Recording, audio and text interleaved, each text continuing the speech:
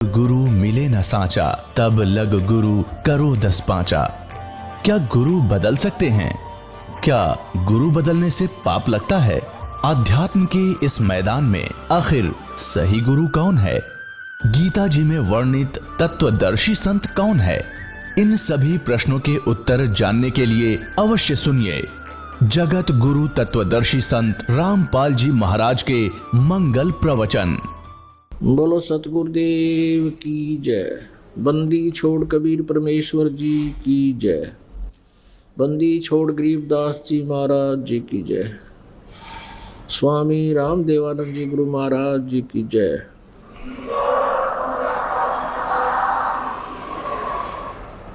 सर्व संतों की जय, सर्व भक्तों की जय, धर्मी पुरुषों की जय, श्री काशी धाम की जय, श्री छुडानी धाम की जय, श्री क्रोथा धाम की जय, श्री बरवाला धाम की जय।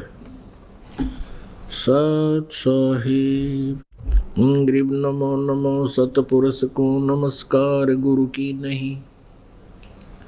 सुर नर मुनि जन साधुआ संतों सर्वस दे नहीं। सतगुरु साहिब संत सब डंडो तम प्रणाम। आगे पीछे मज हुए तिनको जा कुर्बान।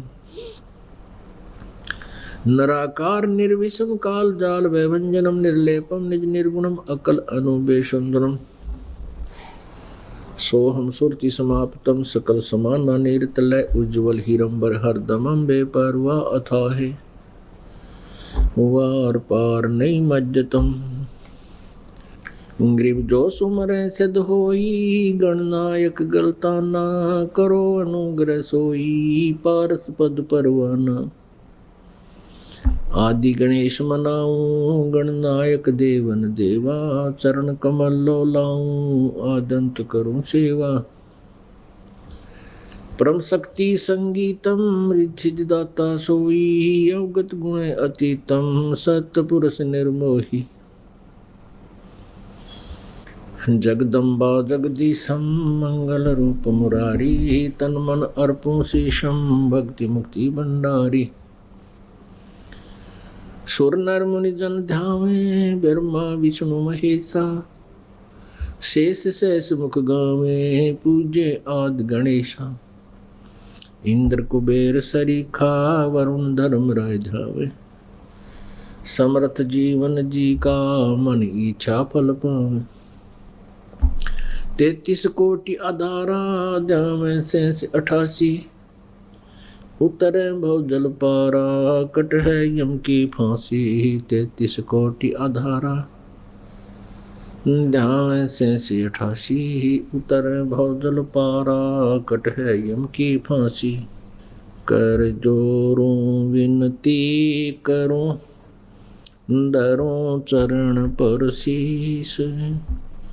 गुरु जी राम देवानंद जी महाराज जी ने दियो नाम बख्शीश। कोटि कोटि सिजदा करूं कोटि कोटि प्रणाम। चरण कमल में राखियो मैं बांधी जाम गुलाम। कुत्ता हूँ गुरुदेव का रामपाल दास का नाम। गले प्रेम की जेवड़ी जाखें चोवा जाऊं। तो करो तो बावड़ू दूर दूर करो तो जाऊं। ज्यों राखो त्यों ही रहूं जो देवो सुख। जय इब कै सतगुरु मिले सब दुख आँखों रोए। चरणों ऊपर शीस धरूं कहूँ जो कहनी हो। कबीर साईं मिलेंगे पूछेंगे कुशलात। आदि अंत की सब कहूँ अपने दिल की बात। गुरु जी तुम ना भूलियो चाहे लाख लोग मिल जाही, हमसे तुमको बहुत है, तुमसे हमको नहीं। तुमरे विसारे क्या बने, मैं किसकी शरण में जाऊं। शिव बिरंच मुनि नारदा, तिनके हृदय न समाऊं। अब गुण किए तो बहुत किए, करत न मनी हारे। बावे बंदा बख्श दियो, बावे गर्दन उतारो। अब गुण मेरे बाप जी, बख्शो गरीब नवाज। जो मैं पूत कपूत हूँ, बहुर पिता को लाज। मैं अपराधी जन्म का, नक सिक भरे विकार। तुम दाता दुख भंजना, मेरी करो संभार। परमपिता परमात्मा पूर्ण ब्रह्म, सारी सृष्टि के रचनहार कुल मालिक कबीर परमेश्वर जी की असीम कृपा से आप जी ये सत्यनारायण कथा सुनने के लिए उपस्थित हुए। सत्यनारायण किसे कहते हैं? सत्यनारायण का अर्थ है अविनाशी परमात्मा।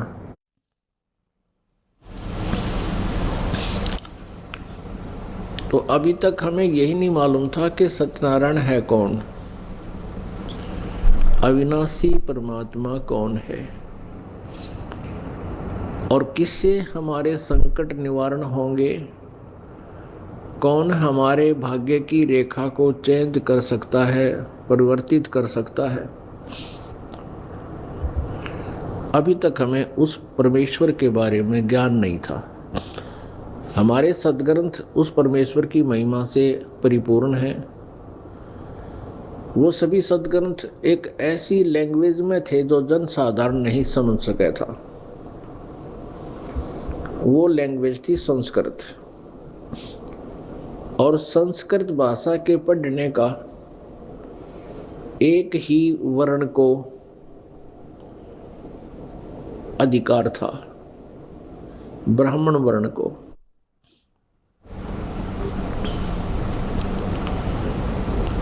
पुण्यात्माओं,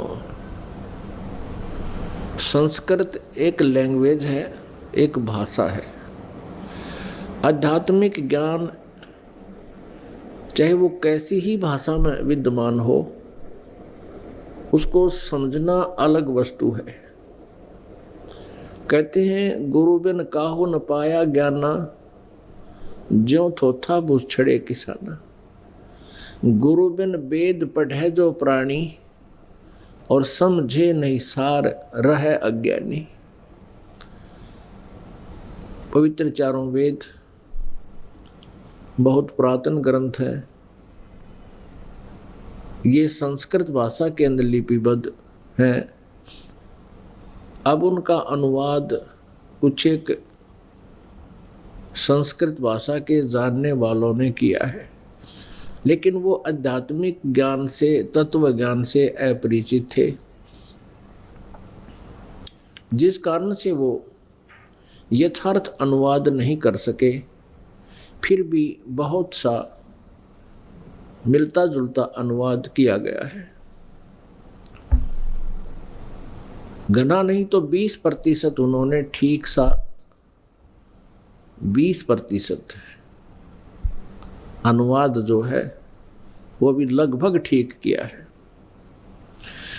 अब वो तत्वज्ञान जो पवित्र वेदों में, पवित्र पुराणों में, पवित्र श्रीमद् भगवत गीता जी के अंदर विद्यमान है, वही परमेश्वर कबीर देव जी ने अपने सच्चिदानंद घन ब्रह्म की वाणी में, कबीर वाणी में लगभग 600 वर्ष पूर्व बोला था, उच्चारण किया था अपने श्री मुख से। और जिसको आदरणीय धर्मदास जी, जो उनके बहुत उन वरिष्ठ वरेणीय पुरुष में से अच्छी आत्माओं में से एक थे जिनको भगवान आकर मिलते हैं। ऋग्वेद मंडल नंबर 9 सूक्त नंबर 86 मंत्र नंबर 26 और 27 में, ऋग्वेद मंडल नंबर 9 सूक्त नंबर 82 मंत्र 1, 2, 3 में, ऋग्वेद मंडल नंबर 9 सूक्त नंबर 96 16 से लेकर 20 मंत्र तक, ऋग्वेद मंडल नंबर 9 सूक्त नंबर 97 के 56 और 57 मंत्र में, और भी अनेकों स्थानों पर अनेकों मंत्रों में पवित्र वेदों में ये स्पष्ट किया गया है कि वो परमेश्वर, वो पूर्ण परमात्मा जो पूर्ण मोक्षदायक है, सर्व सृष्टि का रचनहार है, वो ऊपर सतलोक में रहता है। वो तीसरे मुक्ति धाम में रहता है, और ऊपर के और 3 लोक और हैं, उनमें भी वही विद्यमान रहता है। वो एक से अनेक रूप धारण करता है। वो अपने उस तीसरे मुक्ति धाम से चलकर आता है, गति करके आता है, और श्रेष्ठ आत्मा, अच्छी आत्मा को वो प्राप्त होता है, मिलता है। फिर उनको आध्यात्मिक ज्ञान प्रदान करता है। आध्यात्मिक ज्ञान प्रदान करने के उद्देश्य से ही परमात्मा सतलोक से गति करके यहाँ इस काल के लोक में, पृथ्वी लोक पर वो प्रकट होते। परमात्मा सशरीर है। परमेश्वर एक रूप में असंख्य ब्रह्मांडों के कुल मालिक के रूप में आके लोक के अंदर और ऑल कंट्रोलर के सिंहासन पर, कुल के मालिक के सिंहासन पर विराजमान है, और मनुष्य सदृश उनका आकार है। हमरे ही हुनियार है, हमारा सृजनहार, हमारी सब की उत्पत्ति करने वाला, सभी लोगों के रचने वाला वो परमात्मा मनुष्य सदृश है, हमारे ही समान है।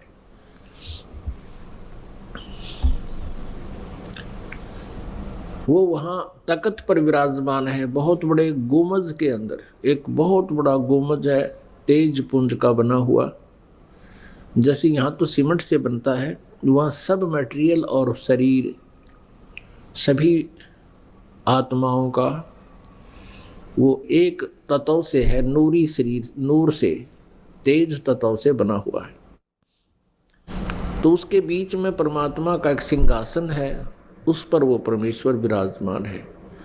सचखंड के अंदर भी उसका ऐसा ही स्वरूप है, सतलोक के अंदर भी ऐसा है, फिर अलख लोक के अंदर भी ऐसा ही है, फिर अगम लोक में भी ऐसे ही, और अकय लोक में भी वो एक ही परमात्मा बैठा है। उनकी प्रत्येक लोक में उनके शरीर की रोशनी अर्थात नूर का अंतर है। सचखंड में, सतलोक में परमात्मा सहशरीर है, मनुष्य सदृश है। वहाँ उनके एक रोमकूप में इतनी रोशनी है, करोड़ सूर्य, करोड़ चंद्रमा की मिली जुली रोशनी भी उस परमात्मा के एक रोमकूप के तेज के सामने फीकी रहे।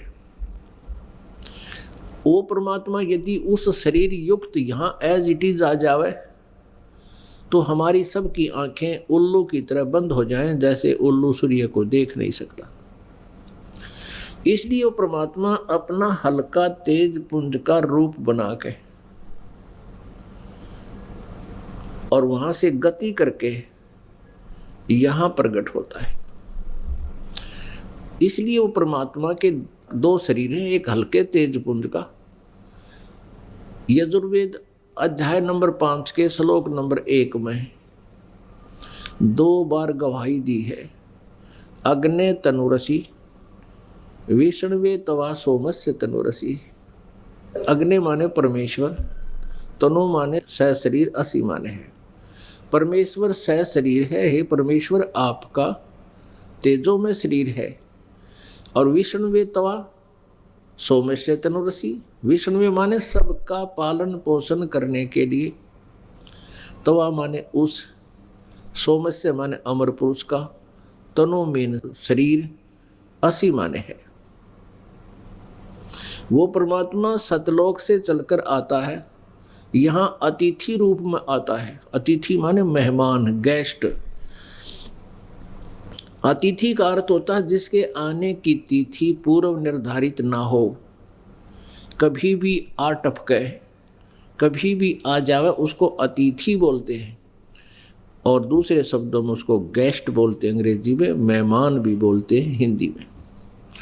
तो इस यजुर्वेद अध्याय नंबर 5 के मंत्र नंबर 1 में 2 बार गवाही दी है कि वो परमात्मा सशरीर है।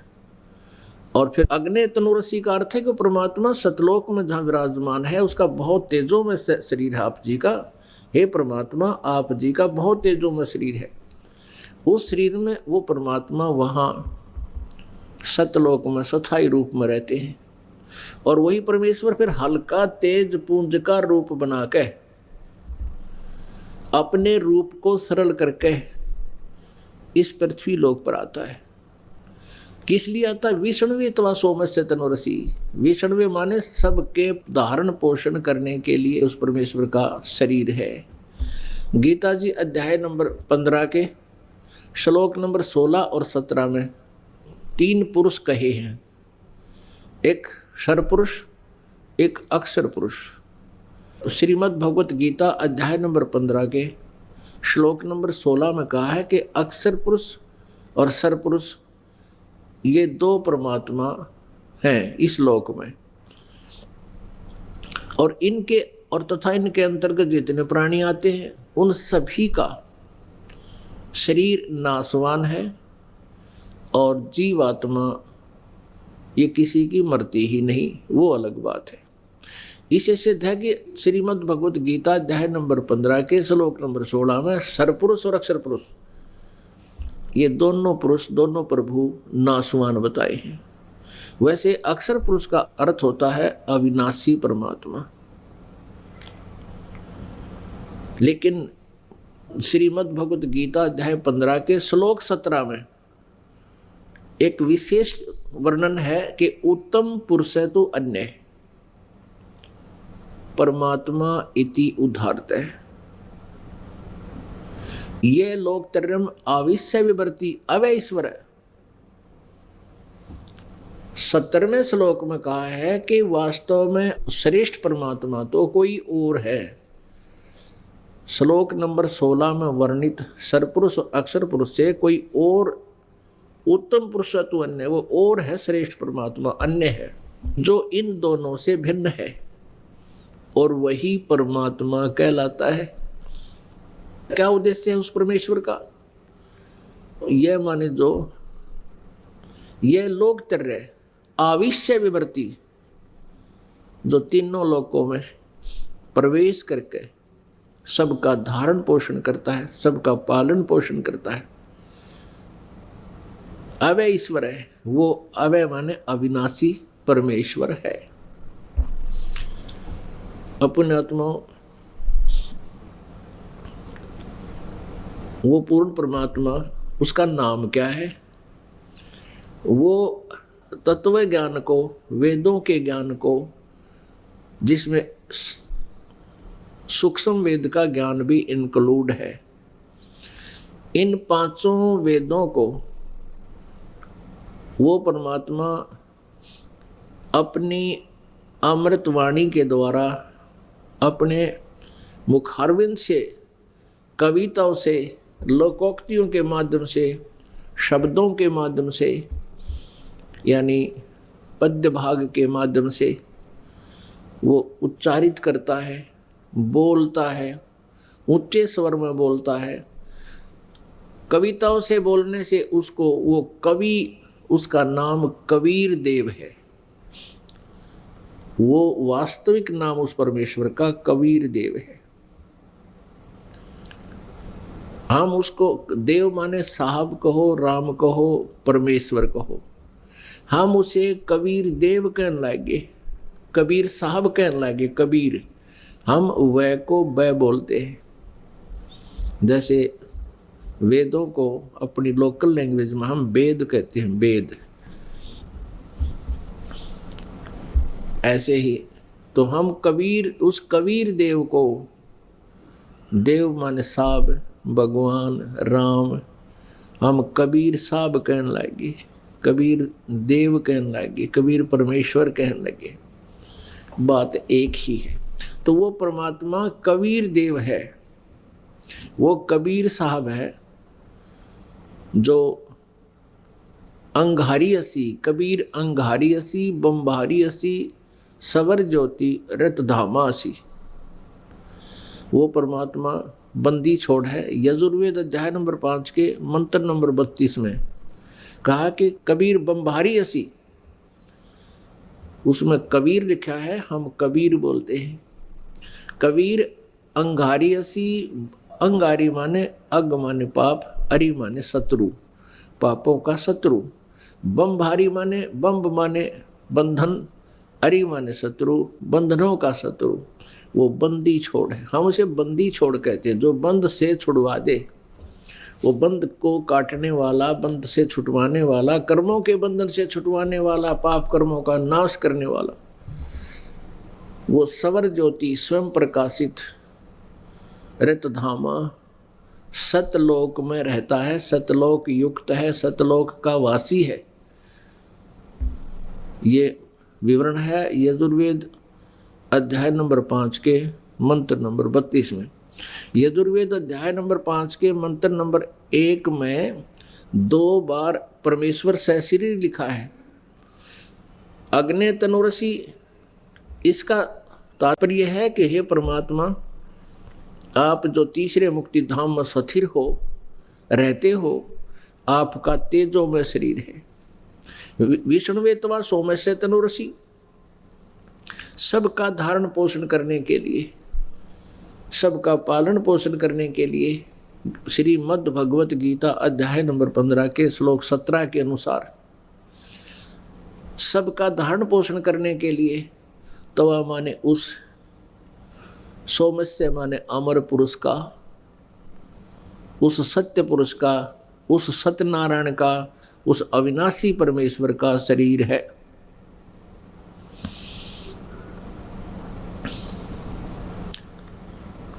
पुण्यात्माओं, हमारे सदग्रंथ बहुत ही अनमोल ज्ञान युक्त हैं।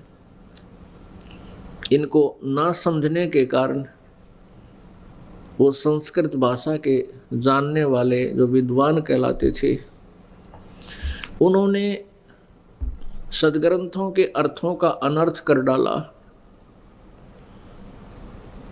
और सदग्रंथों को ठीक से ना समझकर परमात्मा को निराकार बता डाला। कबीर परमेश्वर जी कहते हैं वो पूर्ण ब्रह्म जो सतलोक से चलकर आए थे और ऐसी ही लीला परमेश्वर किया करते हैं, ऐसा वेद गवाही देते हैं। जिनको भगवान का साक्षात्कार हुआ, आंखों देखा, वो संत कहते हैं। आंखों देखा जिन्होंने परमात्मा का साक्षात्कार किया, वो वर्णीय पुरुष यानी श्रेष्ठ आत्माएं जिनको भगवान मिलते हैं और मिले हैं, उन्होंने भी यही बताया है और हमारे पवित्र वेद भी यही बताते हैं, पवित्र सदग्रंथ भी यही बताते हैं। और जो दंत कथा, जो लोकवेद आज तक हमें सुनाया गया था, उन वेद ज्ञानहीन ऋषि महर्षि नकलियों द्वारा, झूठों द्वारा, वो एक दंत कथा थी, अनुभवहीनता थी उन लोगों की। परमेश्वर कबीर देव जी जो काशी में, बनारस में धानक की भूमिका करके चले गए, 120 वर्ष रहे, जो दुल्हा बनकर एक जन साधारण की तरह कार्य किया। ये भी वेदों में लिखा है कि वो परमात्मा, ऋग्वेद मंडल नंबर 1 सूक्त नंबर 31 के मंत्र नंबर 18 में लिखा है कि मनुष्यवत अग्ने, हे मनुष्य के समान परमात्मा, अग्नि माने परमेश्वर, आप एक जीवन, एक जन साधारण की तरह अपना कर्म करके, निर्वाह करके दिखाते हो, लीला करते हो। आप प्रत्येक युग में ऐसी लीला करते हो। हे परमेश्वर, एक बार फिर आइए और हमें ज्ञान दीजिए, उसी प्रकार फिर आइए और कुछ दिन हमारे बीच में आप रहिए। तो पुण्यात्माओं, परमेश्वर कबीर जी कहा करते, वेद मेरा भेद है, मैं ना वेदन के माही, और जौन वेद से मैं मिलूँ वो वेद जानते नहीं। ये चारों वेद मेरी ही महिमा का गुणगान कर रहे हैं, लेकिन इन चारों वेदों में मेरे पाने का वो यथार्थ मंत्र नहीं है। चारों वेदों में गुणगान तो पूर्ण परमेश्वर का ही है 90%, 10% अन्य क्रियाओं की जानकारी है, और उनमें ब्रह्म काल ब्रह्म की भी थोड़ी सी व्यवस्था है कि ये क्या करता है, इसकी क्या क्षमता है। और केवल पूजा की विधि इस ब्रह्म तक की है, ओम नाम का जाप। ब्रह्म कहो, इसे सर्वपुरुष कहो, इसे सर्वब्रह्म कहो, ज्योत स्वरूपी निरंजन काल कहो। ये 21 ब्रह्मांड का स्वामी है। गीत श्रीमद् भगवत गीता अध्याय नंबर 15 श्लोक नंबर 16 के अनुसार सर्वपुरुष व अक्षर पुरुष ये दोनों नासवान हैं। ये सर्वपुरुष इसको ब्रह्म भी कहते हैं, ज्योत स्वरूपी निरंजन भी कहते हैं, इसको काल भी कहते हैं। ये 21 ब्रह्मांड का स्वामी है, प्रभु है, भगवान है, पुरुष है। और जो अक्षर पुरुष है इसको परब्रह्म भी कहते हैं। ये 7 संख ब्रह्मांड का स्वामी है, ये भी नासवान है। वैसे अक्षर पुरुष का अर्थ अविनाशी होता है, लेकिन श्रीमद् भगवत गीता अध्याय नंबर 15 श्लोक 17 ने स्पष्ट कर दिया कि उत्तम पुरुष तो अन्य है, श्रेष्ठ परमात्मा तो सर्वपुरुष और अक्षर पुरुष से कोई और है, और वही तीनों लोकों में प्रवेश करके, और वही परमात्मा कहलाता है, वही तीनों लोकों में प्रवेश करके सबका धारण पोषण करता है। वो अव्यय ईश्वर है, वो है अविनाशी, वास्तव में अविनाशी वो है। अब जैसे सर्वपुरुष और अक्षर पुरुष ये दोनों नासवान कैसे? सर्वपुरुष तो चलो नासवान है ही, सर्व माने नासवान, पुरुष माने प्रभु कहते ब्रह्म कहो, और अक्षर ब्रह्म यानी अक्षर पुरुष पर ब्रह्म को भी नासवान कहा, जबकि अक्षर पुरुष का अर्थ होता है अविनाशी प्रभु। अब यहाँ डिफाइन करना होता है, जैसे एक चाय पीने का ये सफ़ेद सा चीनी का बना हुआ, मिट्टी का बना हुआ कप होता है, कितना सुंदर है। आम मिट्टी से, आम मिट्टी के बर्तन से इसका बहुत अच्छा कलर भी है, बहुत सुंदर है, फिनिशिंग भी अच्छी है। तो ऐसा है, हमारे शरीर तो समझो मिट्टी के हैं, और इन ब्रह्मा विष्णु महेश और ब्रह्म जो काल है, ज्योति निरंजन है, इसका शरीर समझो ये चीनी के कप जैसा मटेरियल से बना हुआ है। और अक्षर पुरुष जिसको अविनाशी कहा गया, उसका समझ लो कि स्टील का बना हुआ शरीर है। अब स्टील जो है उस मिट्टी के, सफ़ेद मिट्टी के चीनी के कप की तुलना में बहुत ज़्यादा स्थायी है। अब चीनी का कप, वो मिट्टी वाला कप तो फर्श पर गिर जाए, हाथ से छूट जाए, टुकड़े टुकड़े हो जाता, अंडरस्टूड है कि तो नासवान है। लेकिन जो स्टील का कप है, हाथ से गिर भी जा लेकिन टूटता नहीं, और काफ़ी वर्षों तक मनमाना 50-20 वर्ष में जाकर उसका जंग लगे, फिर वो नाश को प्राप्त हो। तो ऐसे वो सर्वपुरुष से अक्षर पुरुष तुलनात्मक तरीके से अविनाशी है, लेकिन वास्तव में अविनाशी नहीं है। वास्तव में अविनाशी सोना धातु है, स्वर्ण, गोल्ड। तो ऐसे परमात्मा को तो समझो गोल्ड, पूर्ण परमेश्वर को परम उत्तम पुरुष जो अन्य है वो तो है गोल्ड धातु से बना हुआ शरीर है, सभी सह शरीर है।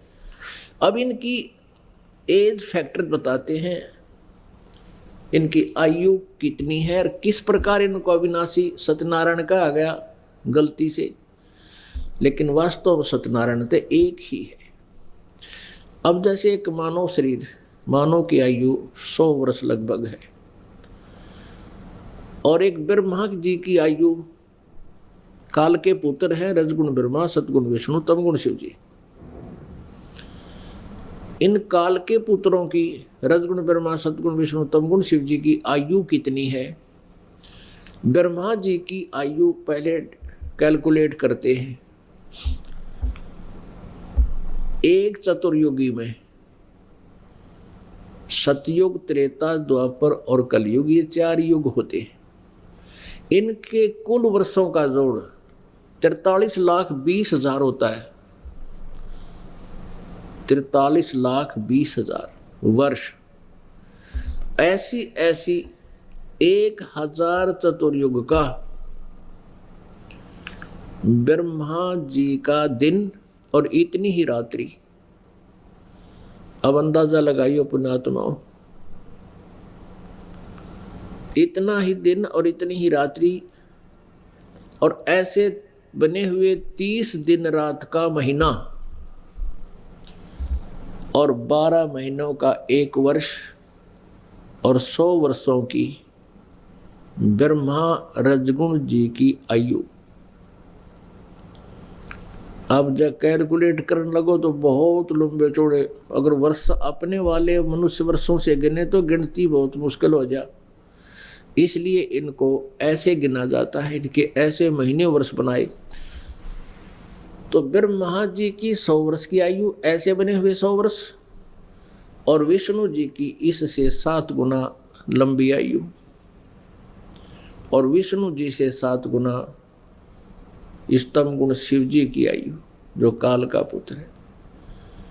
अपुण्यात्माओं, और 70,000 बार जब ये काल का पुत्र शिव मर लेगा, यानी शिव का मरना तात्पर्य है कि 7 ब्रह्मा मर लेंगे जब एक विष्णु मरेगा, 7 विष्णु की मृत्यु हो लेगी तब एक शिव मरेगा।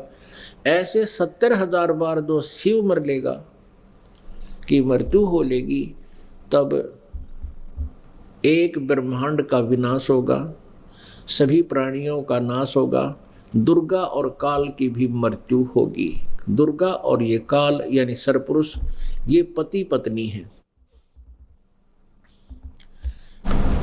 इनका यहाँ विनाश होगा, इनके भी शरीर नष्ट होंगे।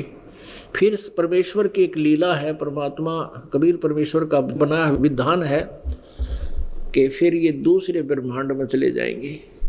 वहाँ दुर्गा और इस ब्रह्म का, सरपुरुष का शरीर अपने आप निर्मित हो जाता है, युवा,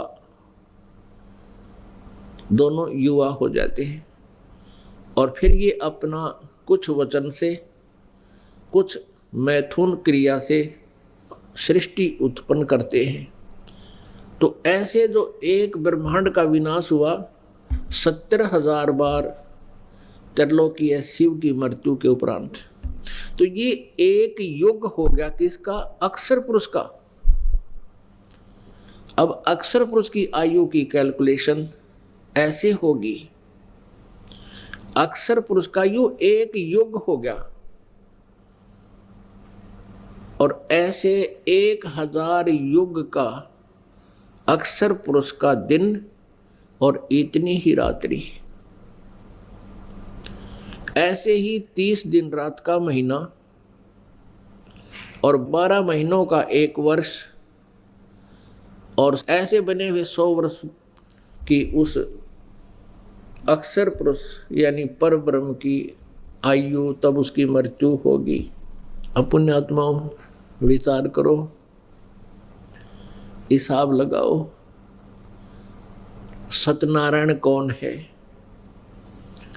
और परमात्मा कबीर जी कहते हैं कि अरबों तक ब्रह्मा मर गए और 30 करोड़ कन्हैया है, और करोड़ों तेरे शिव जी मर गए, मेरी एक नहीं पलैया। परमेश्वर जी कहते हैं कि मेरा तो एक पल भी नहीं गया है, क्योंकि वो नासवान अविनाशी हैं, नासवान नहीं है। नासवान की आयु का पलों में गिनती होती है, समय निर्धारित होते हैं, वर्षों में गिनती होती है। कहते मेरी नहीं एक पलैया।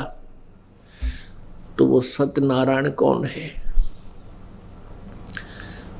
अभी तक हम श्री विष्णु जी को सत्यनारायण मान्या करते, क्योंकि इनकी भी आयु बहुत घनी है और हमारी आयु की तुलना में तो बहुत ही लंबी चौड़ी, यानी ये हमारे लिए तो अविनाशी ही लगे थे। हमने अपने आत्मा जैसे कुछ ऐसे कीड़े मकोड़े होते हैं, कुछ ऐसे पक्षी हैं, ऐसे पशु हैं जो मनुष्य के जीवन में 100 बार मर लेते हैं और जन्म ले लेते हैं। अब उनको कोई बताओ, जैसे कई ऐसे हैं कि एक दिन में जन्म होता है, एक ही दिन में वो युवा हो जाते हैं, अपनी संतान भी उत्पत्ति कर लेते हैं कुछ जीव, और वो मर भी जाते हैं। अब उनसे कोई कहे कि मनुष्य की आयु 100 वर्ष है, फिर उनका हिसाब लावे कि इनका 365 दिन का 1 वर्ष होता है और ऐसे 100 वर्ष की आयु है, तो वो ऐसे वो कीड़े मकोड़ों की तुलना में मनुष्य की आयु बहुत लंबी है। वो ये सोचते होंगे कि ये भाई कद मरेंगे, तो मरते नहीं होंगे, मनुष्य तो बहुत लंबी आयु है। अपने आत्माओं जैसे हमारी आयु है, इसकी तुलना में उन ब्रह्मा विष्णु महेश की इतनी लंबी आयु है कि हम सोचना भी भूल जाते थे कि ये भी कभी मरेंगे। और फिर ब्रह्म की सरपुरुष की आयु 70,000 बार एक त्रिलोकीय शिव मर ले, तब ब्रह्मलोकीय उस काल रूपी शिव सदा शिव की मृत्यु होती है ब्रह्म की, और उसका वो एक योग हो गया परब्रह्म का, अक्षर पुरुष का।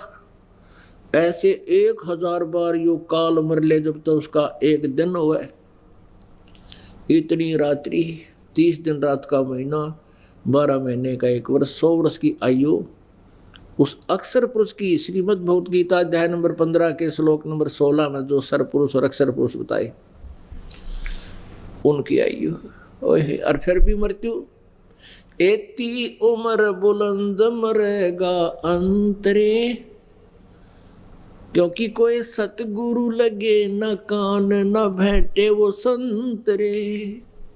यदि इतनी लंबी आयु भी हो जाएगी तो भी अंत में तेरी मृत्यु होगी। कारण क्या है?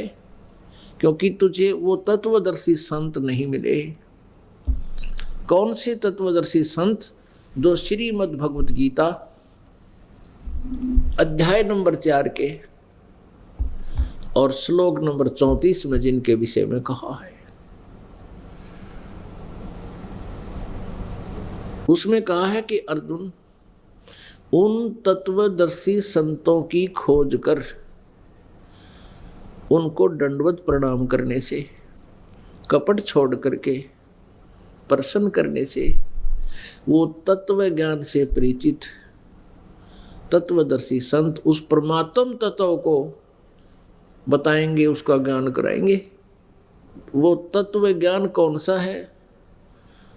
श्रीमद् भगवत गीता अध्याय नंबर 4 के मंत्र नंबर 32 में उसमें कहा कि जैसा अर्जुन अभी श्रीमद् भगवत गीता अध्याय नंबर 4 श्लोक 25 से लेकर 31 तक तूने जो वर्णन सुना कि कोई तो केवल वेद अध्ययन स्वाध्याय को ही अपना मोक्ष मार्ग मानते हैं, कोई केवल योग अभ्यास करता है, कोई देवताओं की पूजा को, कोई तप करके, कोई क्रियाएं करके, कोई श्वास प्रश्वास की क्रिया को ही देखते रहते हैं। श्वास बाहर जाता उसको ध्यान रखो, अंदर जाता उसको ध्यान रखो।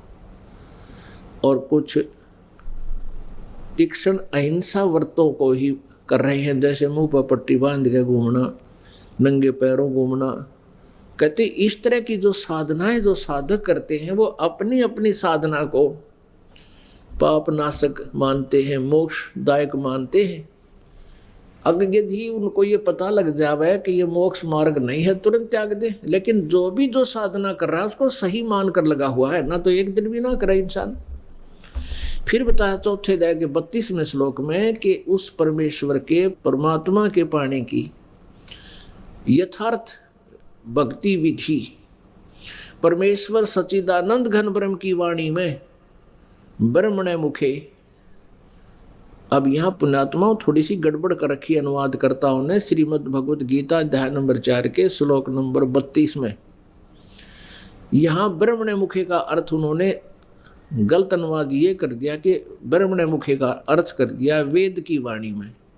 नहीं, ब्रह्मण्य माने सच्चिदानंद घन ब्रह्म की वाणी में, उसके मुखे माने उसके मुखारविंद से उच्चरित वाणी में, उनके मुख कमल से बोले गए ज्ञान, उस तत्व ज्ञान में बहुत विस्तार से कहे गए हैं। और उस तत्व ज्ञान को जानने के बाद तू सब कर्मों के बंधन से पूर्ण मोक्ष प्राप्त करेगा, उनसे मुक्त हो जाएगा। और उस ज्ञान को चौथा अध्याय के 34वें श्लोक में कहा कि उस ज्ञान को तू तत्वदर्शी संतों के पास जाकर समझ। तो उनको विनम्र भाव से प्रार्थना करना चाहिए, क्योंकि ये अनमोल मार्ग प्राप्त करना होता है। इसमें कोई आकड़ पाड़ के बोल रहा है तो कोई ना बतावे। आप किसी पड़ोसी से कोई वस्तु मांगने जाते हो तो उसके साथ भी बहुत प्यार से बोलते हो, भूमिका बनाते हो, बच्चे ठीक हैं, क्या करते हैं, फिर बाद में प्रार्थना करते हो कि मुझे ऐसे वस्तु की आवश्यकता है, उधारी मांगते हो कुछ समय के लिए, वो तब देता है। तो आप यदि जाति कहो कि अपना टेलीविज़न देना, क्या हमने ऐसे ऐसे करना है, तो आपके बोलने के व्यवहार से वो समझ जाएगा कि वो आदमी ठीक नहीं है, और फिर वो देगा नहीं, कह देगा हमारा तो खराब हो रहा है। और यदि आप विनम्र भाव से भूमिका बनाकर बैठोगे, बतलाओगे और ठीक हो बच्चे ठीक है, फिर कहोगे जी एक कुछ समय के लिए टेलीविज़न चाहिए था, तो वो ना होगा ना, खराब होगा। और पड़ोसी का ला के दे दे मन आपको, अपना तो छोड़, अपना होता ठीक तुरंत दे। तो पुण्यात्मा हमने कल्याण मार्ग पूछना होता है संत से, तो बहुत प्यार से आधिन्य से विनम्र भाव से प्रार्थना करें। और तत्वदर्शी संत जो ज्ञान देता है उसमें आपके उस खचड़ा ज्ञान में बहुत अंतर होता है, और आप जी को वो यथार्थ ज्ञान भी कुछ समय के लिए ऊट पटांग लगता है, क्योंकि आपने स्वयं ऊट पटांग ज्ञान ठोक रखा है, अंदर भर रखा है। तो बेसिक आपके मन में शंकाएं उत्पन्न होती रहे, पर वो ज्ञान सुनते ही रहना चाहिए। और कुछ दिनों के बाद आपके ज्ञान का आपको ही पता चल जाएगा वो कैसा था। तो ऐसे कहते हैं उस तत्वदर्शी संतों के पास जाकर के विनम्र भाव से उस परमेश्वर के तत्व ज्ञान को समझ। एक तो इससे ये कंसेप्ट क्लियर हो गया कि गीता ज्ञानदाता उस परमेश्वर के उस सच्चिदानंद घन ब्रह्म की वाणी से परिचित नहीं है, तो वो ज्ञान वेदों और गीता से बाहर का है, जो श्रीमद् भगवत गीता और वेदों में नहीं वर्णित है।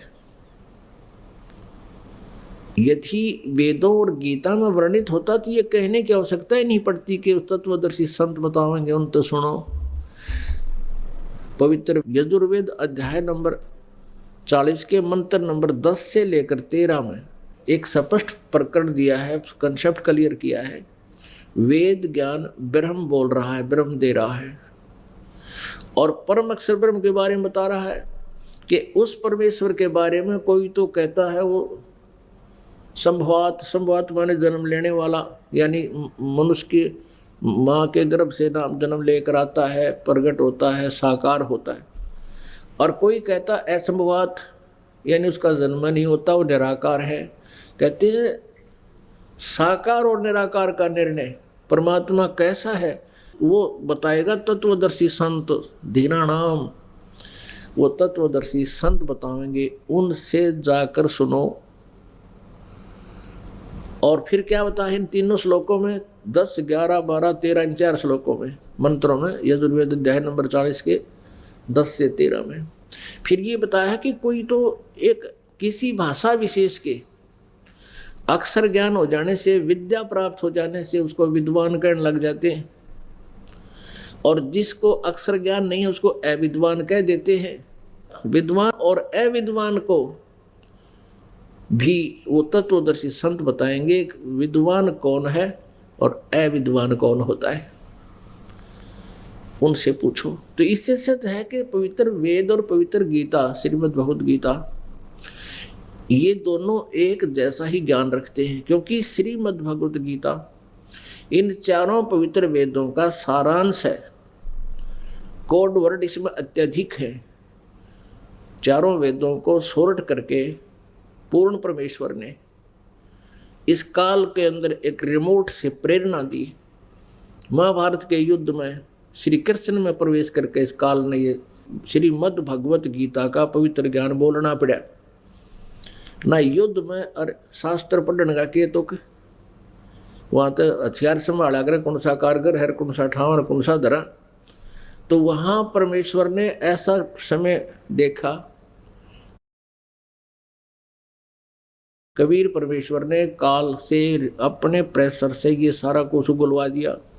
ना कोई कहा करे मैं काल हूँ, कसाई भी ना कहो मैं कसाई हूँ, डाकू भी ना कहो मैं डाकू हूँ, वो भी शर्माया करे। तो इससे कहा दिया 11वें अध्याय के 32वें श्लोक में कि मैं काल हूँ और सबको खाने के लिए आया हूँ, और मेरा ओम नाम है। श्रीमद् भगवत गीता अध्याय नंबर 8 के मंत्र नंबर 13 में ओम इति एकाक्षरम ब्रह्म व्यवहारन माम अनुसमरण यह प्रयाति तजम देहम स याति परमाम गतिम। गीता ज्ञान दाता ये काल बोल रहा श्री कृष्ण में प्रवेश करके कि मुझ ब्रह्म का केवल एक ओम अक्षर है, नथिंग एल्स, और कोई भी मेरा मंत्र पूजा का नहीं है। और ये प्रयाति तजम देहम, जो शरीर छोड़ते समय इसका नाम स्मरण करता हुआ जाता है ओम नाम का, स याति परमाम गतिम, वह ओम नाम से मिलने वाली जो लाभ है, गति है, वो मेरी परम गति उसको प्राप्त होता है। और साथ में इसने ये भी बोल दिया 17वें अध्याय के श्रीमद् भगवत गीता अध्याय नंबर 17 के श्लोक नंबर 23 में स्पष्ट कर दिया कि ओम तत्सत इति निर्देश ब्रह्मणे त्रिविध समर्थ है। ब्रह्मणे माने सच्चिदानंद घन ब्रह्म का, यानी उस परम अक्षर ब्रह्म का, उसको पाने का ओम और तत् और सत ये 3 प्रकार का मंत्र है। इसी के जाप करने का निर्देश है, सिमरने का निर्देश है। ये 3 विधि से सिमरन होता है, इसका 3 विधि से। अपने आत्मा थोड़ा सा आपको दिखाते हैं सदग्रंथ, तब हम समझ सकेंगे, परमात्मा को पहचान पाएंगे। आज परमेश्वर ने पूरे विश्व में मानव समाज को शिक्षित करवाया है। पुणात्मा लाखों वर्ष बीत गए, मनुष्य को केवल अपने रोजी रोटी तक ही सीमित रखा इस काल ने। कोई भक्ति करना चाहता है तो ब्रह्मा विष्णु महेश की या मंदिर मस्जिद गुरुद्वारों में जाओ और अपना मत्था टेको, कर्म बिगाड़ो और मृत्यु को प्राप्त हो जाओ, जन्म खराब करके जाते रहो। और पहले शिक्षा नहीं थी। आप इतिहास उठा कर देख लो पीछे, अगर कभी किसी युग में शिक्षा रही है तो केवल एक वर्ग, एक ही वर्ण, ब्राह्मण वर्ण ही इन शिक्षा का अधिकारी रहा है। और वो फिर अपना जो सदग्रंथों को उन्होंने समझा उसके आधार से आगे प्रचार करते थे। अन्य जनता अपने रोजी रोटी में लगी रहती थी। ऋषि महर्षि उनको जा जाकर सत्संग सुनाया करते थे, वचन सुनाया करते थे, परमात्मा की महिमा बताया करते थे। उनसे सुनकर जैसा भी उनसे ज्ञान हुआ, आम व्यक्ति केवल भक्ति अवश्य करता था, लेकिन अक्षर ज्ञान नहीं था। जिस कारण से आज तक ये अनमोल खजाना हमारे सदग्रंथों में रखा हुआ हमें हाथ नहीं लगा। जो संस्कृत पढ़ने वाले थे उनको आध्यात्मिक ज्ञान नहीं था, वो तत्व ज्ञान नहीं था, सच्चिदानंद घन ब्रह्म की वाणी का ज्ञान नहीं था।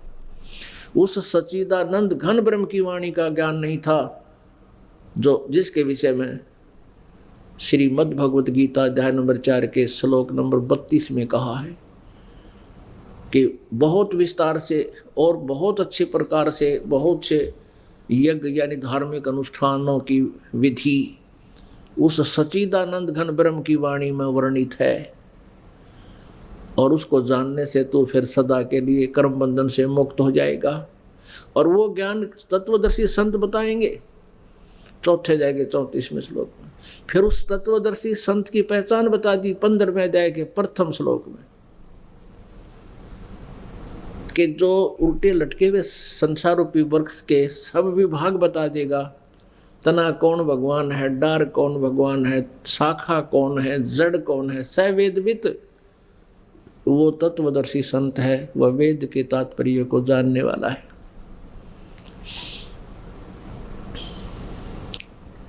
परमेश्वर कबीर देव जी ने 600 वर्ष पहले ये अपनी रचना का आप ही ज्ञान दिया था।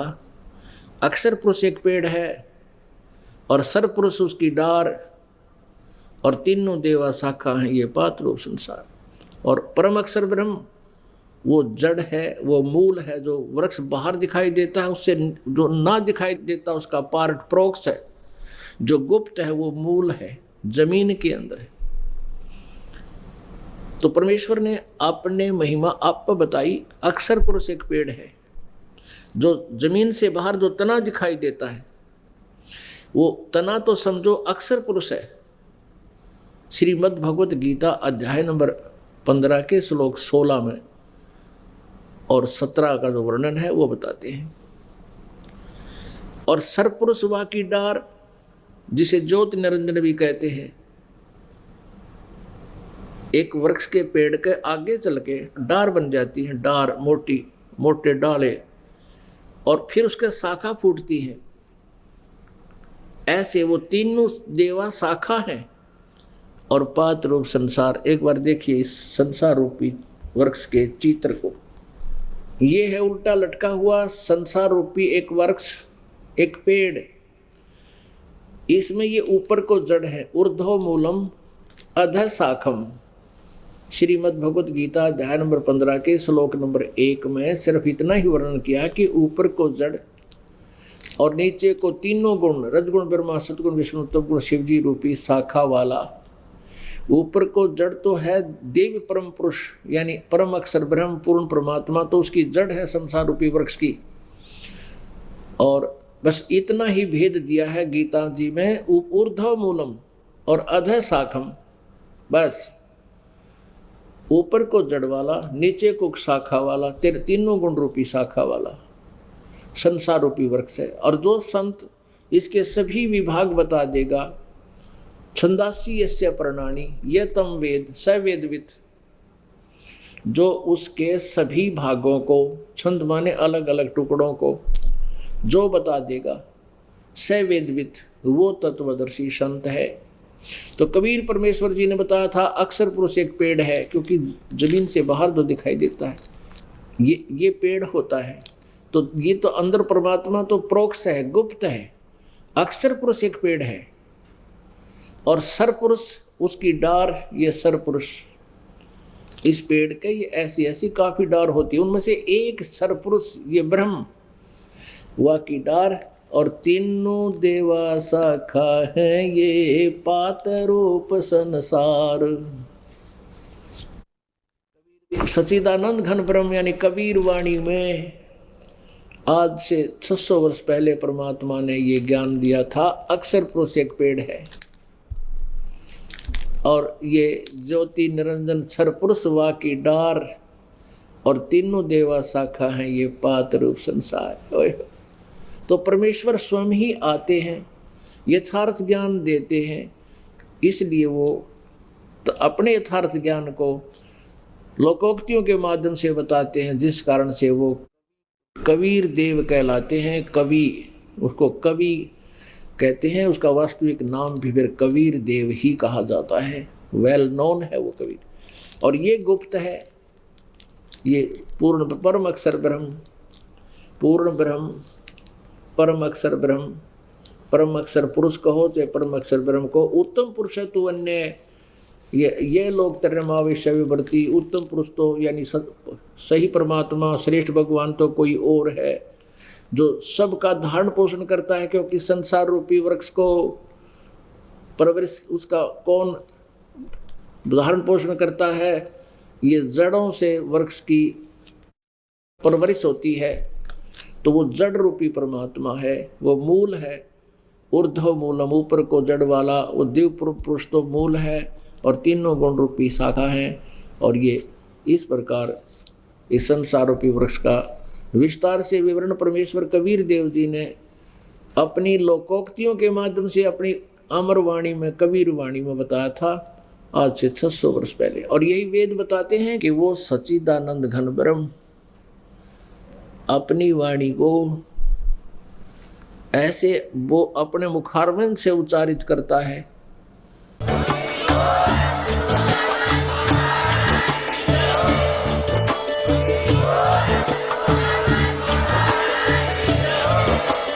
आप सुन रहे थे जगत गुरु तत्वदर्शी